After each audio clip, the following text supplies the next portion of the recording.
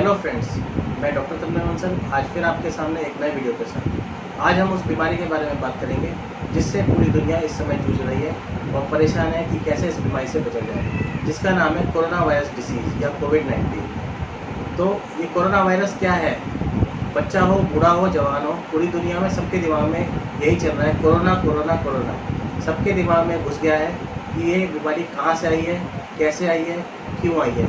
मुझको तो ये बीमारी नहीं हो गई है, अगर हो गई तो मैं बचूंगा या नहीं बचूंगा। तो आज हम डिटेल में बात करेंगे कि ये बीमारी क्या होती है, कैसे होती है, क्यों होती है, कहाँ से आती है, इसको कैसे पहचानें, कब हमें डॉक्टर से संपर्क करना है, कब हमें घर पे ट्रीटमेंट लेना है, क्या ट्रीटमेंट लेना है और इससे कैसे बचा जाए। तो ये कोरोना डिसीज़ जो कि बहुत ही इन्फेक्शियस है, ये कोरोना वायरस से होती है। कोरोना वायरस एक वायरस की फैमिली है जो बहुत सारे इन्फेक्शंस करती है ह्यूमंस में और एनिमल्स में, लेकिन जनरली ये रेस्पिरेटरी ट्रैक्ट इन्फेक्शंस यानी सांस की बीमारी करती है, जिसमें कि ज़्यादातर लोगों को कॉमन कोल्ड या फ्लू होता है, लेकिन कभी कभी ये सीरियस रूप धारण कर लेती है और ऐसे में लंग फेलियर्स और कई बार मरीज़ की डेथ भी हो जाती है। कई बार मरीज़ को वेंटिलेटर तक की ज़रूरत पड़ती है। तो ये बीमारी कैसे होती है? ये बीमारी कोरोना वायरस से होती है और इसको कोविड-19 कहा जाता है। इसको कोविड-19 इसलिए कहा जाता है, कोविड-19 यानी कि कोरोना वायरस 2019 डिसीज़। तो ये वायरस जिससे कि कोविड-19 होता है, सबसे पहली बार वुहान शहर में 2019 दिसंबर में डिटेक्ट हुआ, इसलिए इसको कोविड-19 कहा जाता है। धीरे धीरे बीमारी चाइना से पूरी दुनिया में फैल गई और अब इसने पेंडेमिक का रूप ले लिया है और पूरी दुनिया अब इससे जूझ रही है। तो ये बीमारी कैसे होती है? ये बीमारी जनरली लोगों के थूक से या सलाइवा से या नाक से निकलने वाली सिक्रीशंस या ड्रॉपलेट से फैलती है। किसी ने खांसा, छींका या सामने बात करी, अगर वो इन्फेक्टेड है तो बहुत चांसेस है कि वो आपको ये बीमारी का इन्फेक्शन दे देगा। और अगर आपकी बॉडी इम्यून ना हुई या फिर थोड़ी भी प्रोन हुई इस इन्फेक्शन के लिए, तो आपको ये बीमारी हो जाएगी। हालांकि ज़्यादातर केसेस में यानी कि 80% केसेस में ये बीमारी माइल्ड सिम्टम्स ही देती है, लेकिन हर 5 में से 1 व्यक्ति को ये बीमारी सीरियस रूप धारण कर लेती है और कई बार मरीज की जान को भी खतरा हो जाता है। इसके अलावा ये किस ग्रुप को अफेक्ट करती है? ऐसा नहीं है कि ये सिर्फ बच्चों में होगी या बूढ़ों में होगी या जवानों में होगी। ये किसी भी एज ग्रुप के व्यक्ति में हो सकती है और किसी भी व्यक्ति में ये सीरियस रूप धारण कर सकती है, लेकिन फिर भी देखा गया है कि ओल्ड एज में इसके होने के चांसेस ज़्यादा है। ख़ास तौर से अगर मरीज़ को पहले से कोई प्री डिस्पोजिंग फैक्टर है, यानी कि जैसे कि उसको प्री एग्जिस्टिंग डिसीज़ है, जैसे ओबेसिटी है या सीडीए की डिसीज़ है या फिर स्टेंट्स डले हैं या फिर डायबिटीज़ है, कैंसर है, वो स्टीरॉयड थेरेपी पे है या वो इम्यूनोसप्रेसेंट ड्रग्स ले रहा है या कोई और बीमारी जिसके कारण उसका इम्यून सिस्टम बहुत अच्छे से काम नहीं कर रहा है, तो उसको ये बीमारी सीरियस रूप ले सकती है। ज़्यादातर लोगों में, जैसा मैंने पहले ही बताया, ये mild to moderate respiratory illness करती है और बगैर किसी स्पेसिफिक ट्रीटमेंट के मरीज बगैर हॉस्पिटलाइजेशन के घर पर ही ठीक हो जाता है। तो कोविड-19 अलग अलग लोगों में अलग अलग सिम्टम्स देती है, लेकिन ज़्यादातर इन्फेक्टेड लोग घर पर ही ठीक हो जाते हैं। इसके सिम्टम्स को हम 3 ग्रुप्स में कैटेगराइज करते हैं: most common symptoms, less common symptoms और severe symptoms. Most common symptoms जो इसमें पाए जाते हैं वो हैं फीवर, ड्राई कॉफ और tiredness. Fever generally low grade होता है, लेकिन आगे चल के हाई ग्रेड भी हो सकता है। इसके अलावा खांसी ज़्यादातर केस में ड्राई होती है, जो कि ठीक नहीं हो रही होती है और मरीज़ को बहुत ज़्यादा थकान महसूस होती है। अगर आपको लगता है कि आपको सूखी खांसी है, तो इसका मतलब ज़रूरी नहीं है कि आपको कोरोना ही है। अगर आपको सिर्फ सूखी खांसी है जो कि दिन में या फिर सुबह में या फिर रात में ज़्यादा होती है, तो ये एलर्जी हो सकती है और ये एसिडिटी के कारण भी हो सकती है। अगर आपको खांसी के साथ बलगम आता है, तो ये जनरली कोई बैक्टीरियल या कोई और वायरल इन्फेक्शन को दर्शाता है। लेकिन अगर आपको सूखी खांसी आती है जो कि किसी भी दवा से ठीक नहीं हो रही है, साथ में फीवर भी आ रहा है और आपको बहुत ज़्यादा कमजोरी महसूस हो रही है, तो उस केस में भी शायद ये कोरोना हो सकता है।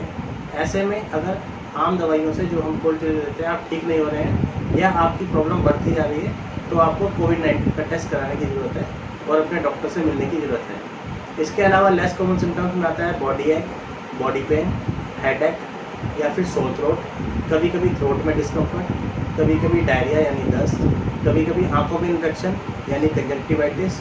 इसके अलावा loss of taste, loss of smell. कभी कभी मरीज को बॉडी पर रैश भी आता है।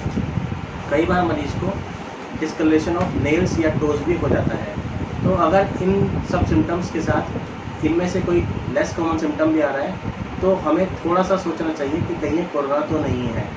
इसके अलावा सीरियस सिम्टम्स में आता है शॉर्टनेस ऑफ ब्रेथ या फिर चेस्ट टाइटनेस या फिर loss of speech and movement. अगर आपको ऐसा महसूस हो रहा है तो आपको तुरंत डॉक्टर से मिलने की ज़रूरत है और डॉक्टर के पास जाने से पहले बेहतर होगा कि आप उनसे संपर्क करके अपॉइंटमेंट लें या उनको पहले से इन्फॉर्म करें कि आप आ रहे हैं और आपको ये दिक्कत है, ताकि वो आपकी मदद टाइमली कर सके। इसके अलावा ज़्यादातर लोगों को सिम्टम्स आने में जनरली 5 से 6 दिन का समय लगता है, लेकिन 14 दिन के बाद तक भी सिम्टम्स आ सकते हैं। जैसा कि मैंने पहले बताया, इन सब लेस कॉमन या मोस्ट कॉमन सिम्टम्स के साथ अगर आप कोरोना से सफ़र कर रहे हैं तो आप जनरली घर पर ही ट्रीटमेंट से सही हो जाएंगे। लेकिन अगर आपको सीरियस सिम्टम्स आ रहे हैं तो आपको तुरंत डॉक्टर से या फिर हेल्थ केयर फैसिलिटी से संपर्क करने की ज़रूरत है, ताकि आपको ज़्यादा सीवियर प्रॉब्लम होने से पहले ट्रीटमेंट शुरू किया जा सके। अब हम बात करेंगे कि इससे कैसे बचा जाए।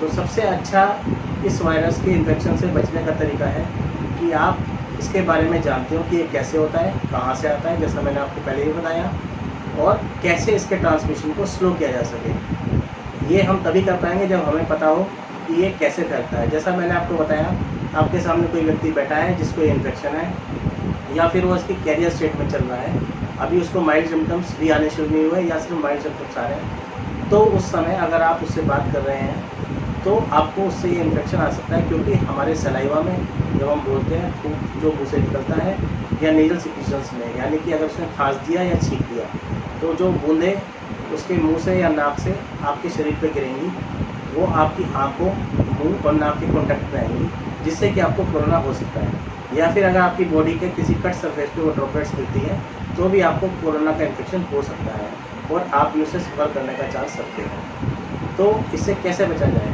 इससे बचने के लिए सबसे अच्छा तरीका है सोशल डिस्टेंसिंग, जिसका मतलब है कि आप जहाँ पॉसिबल हो वहाँ तक लोगों से मिलने से बचें। घर में रहें, बहुत ज़रूरत है तो घर से निकलें, और घर से निकलना भी है तो सब लोगों से कम 1 मीटर की दूरी बना के रखें। ख़ास तौर से अगर किसी को इन्फेक्शन है और या फिर खांसी जुकाम है या कोरोना का इन्फेक्शन है तो उससे कम 1 मीटर की दूरी बना के रखें। इसके अलावा मास्क ज़रूर पहनें। मार्केट में कई तरीके के मास्क आते हैं, लेकिन इनमें अगर आप N95 या फिर 3 प्लाई मास्क पहनते हैं और उचित दूरी दूसरे लोगों से बना के रखते हैं तो चांसेस हैं कि आपको कोरोना का इन्फेक्शन होने की संभावना ना हो। लेकिन अगर आप सोशल डिस्टेंसिंग का पालन या डिस्टेंस 1 मीटर का मेंटेन नहीं करते हैं तो पूरे चांस है कि आप कोरोना का इन्फेक्शन ले लेंगे। इसके अलावा अपने हाथों से अपनी नाक को, आँखों को और मुंह को टच करने से बचें। ख़ास तौर से अगर आप बाहर गए हैं तो वहाँ किसी चीज़ को टच ना करें, और अगर टच किया भी है तो अपनी नाक, मुंह और आँखों को टच ना करें। अगर आप बाहर जाते भी हैं तो हमेशा मास्क पहनें और कोशिश करें कि बाहर किसी भी सरफेस को टच ना करें, और अगर गलती से टच कर भी दिया है या नहीं भी किया है तो जब आप बाहर हैं तो अपनी नाक को, आँखों को और मुंह को बार बार टच ना करें, क्योंकि अगर आप बाहर किसी चीज़ को टच करते हैं और आपके हाथों में कोरोना का इन्फेक्शन आ गया तो आपकी आँख, नाक या मुंह को टच करने पर वो आपको इन्फेक्शन हो सकता है। इसके अलावा ख़ास तौर से अगर बॉडी के किसी सरफेस पे या हाथों पर कट लगा हुआ है तो उसे कवर जरूर करें।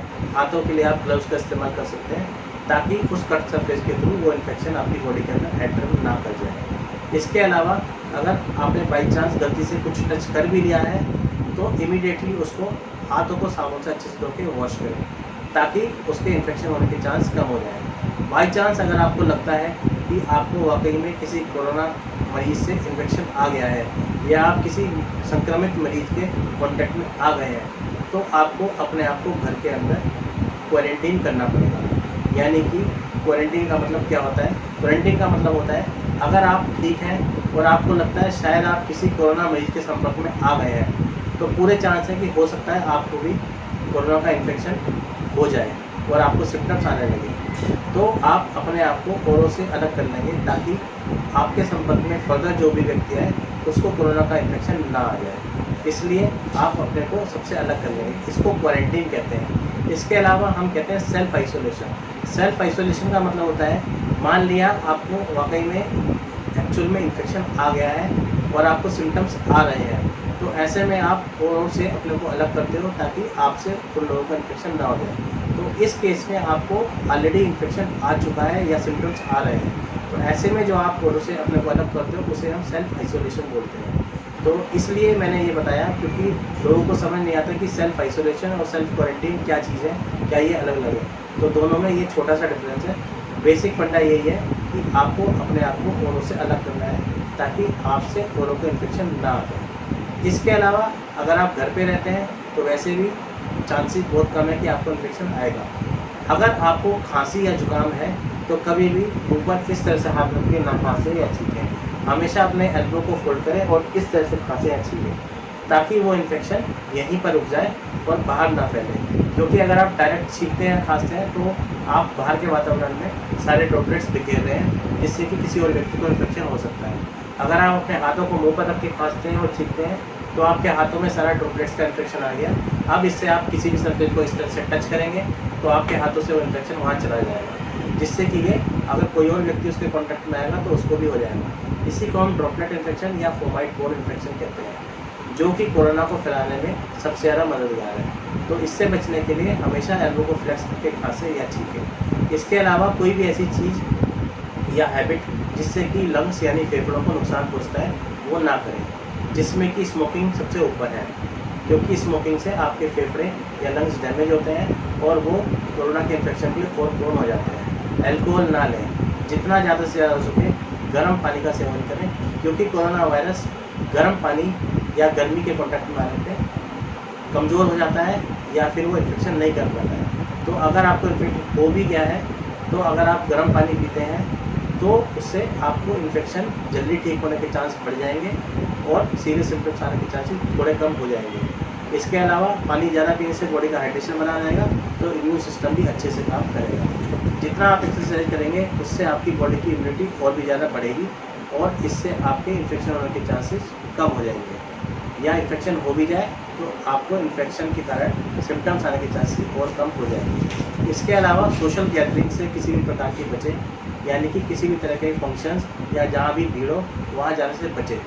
इससे आपको इन्फेक्शन कॉन्ट्रैक्ट करने के चांस बहुत कम हो जाएंगे। फाइनली गिस्ट यानी कि समरी में मैं आपसे कहना चाहूँगा कि स्टे होम स्टे सेफ, ताकि आप कोरोना से बच सकें। इसके अलावा मेंटेन डिस्टेंस, जो कि कम से कम 1 मीटर का होना चाहिए। तीसरी चीज़ सोशल डिस्टेंसिंग, ताकि आप लोगों से इन्फेक्शन लेने से बच सकें, या सोशल गैदरिंग इनसे बचें। चौथी चीज़, अपने आप को इन्फेक्शन से बचाएं, हाथों को बार बार धोएं, हाथों से नाक, मुंह और आँखों को बार बार टच ना करें, और जब भी ज़रूरत हो या कहीं पे कांटेक्ट हो गया हो तो अल्कोहल बेस्ड डिसइंफेक्टेंट या सैनिटाइज़र से हाथों को साफ करें।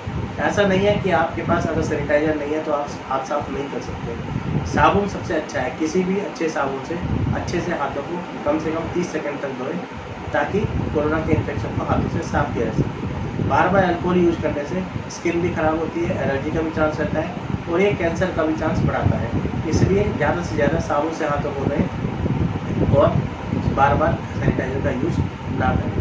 अंत में मैं आपसे बस यही कहना चाहूँगा कि ये वीडियो हमने आपको डराने के लिए नहीं बनाया है, ये सिर्फ आपको सजग करने के लिए और जागरूक करने के लिए बनाया गया है, ताकि आपको पता चल सके कि कोरोना क्या है, कहाँ से आता है, कैसे आता है और इससे कैसे बचा जाए, ताकि इस बीमारी को फैलने से रोका जा सके। इस बीमारी से हमें और आपको मिलकर लड़ना है, तभी इस बीमारी से हम निजात पा सकेंगे और आगे बढ़ सकेंगे। अगर आपको हमारा वीडियो पसंद आया हो तो हमारे चैनल को शेयर करें, सब्सक्राइब करें, लाइक करें और कमेंट करें। धन्यवाद।